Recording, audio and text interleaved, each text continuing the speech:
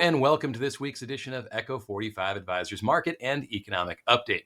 In this video, we'll discuss gold's rally to new record levels this year and what it means for long-term investors.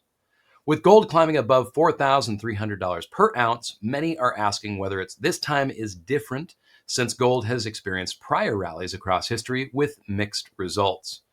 Some have called this, quote, the debasement trade, or the idea that governments might weaken their currencies through deficit spending and accommodative monetary policy. This is one reason that gold has rallied this year. Over the next few minutes, we'll discuss the drivers of this and what it means for investors. First, let's start with some historical context. The term debasement originally referred to governments literally reducing the amount of precious metals in coins. This allowed them to mint more coins from the same amount of metal, but of course it reduced each coin's purchasing power. Today, most currencies are what is called fiat currencies, which means their value comes from trust in the governments that issue them, not from gold or silver. Modern debasement concerns center on whether governments will allow higher inflation and weaker currencies to make managing their debt burdens easier. So, is this happening today? Well, the evidence is mixed. Inflation has remained stubborn, but not extreme. Most measures are at 3% or lower. The bond market isn't pricing in high inflation either. Inflation expectations from the TIPS market sit at just 2.3%. Two other factors matter here. First, central banks worldwide have been buying up gold to shore up their reserves, driven by geopolitical uncertainty and the weakening dollar. Second, while the dollar has declined about 10% this year, it remains near the high end of its 20-year range.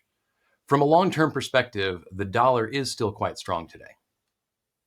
Now let's talk about gold's track record. History shows that predicting gold prices is extremely difficult.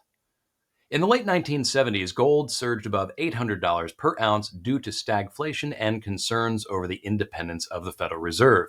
However, gold then fell and wouldn't reach that level again until 2007. After the 2008 financial crisis, gold doubled from 2009 to 2011, reaching about $1,900 per ounce. Many investors worried about runaway inflation and a dollar collapse. Neither occurred, and gold fell back toward $1,000 over the next few years, even though the Fed didn't begin reducing stimulus until 2013 or raise rates until 2015.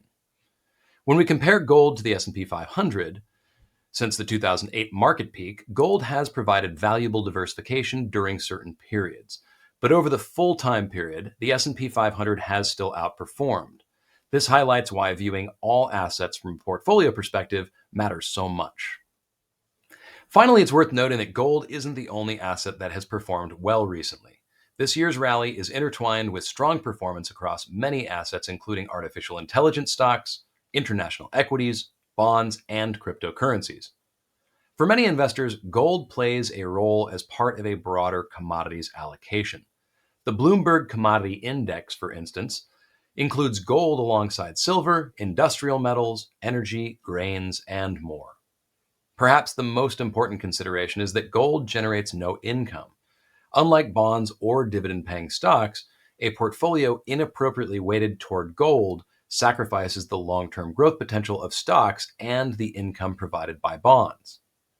For investors focused on financial goals like retirement income or wealth accumulation, this trade-off can make all the difference. We hope you found these insights helpful. If you would like to discuss your portfolio construction or how gold fits into your long-term financial plan, please don't hesitate to reach out. We look forward to speaking with you.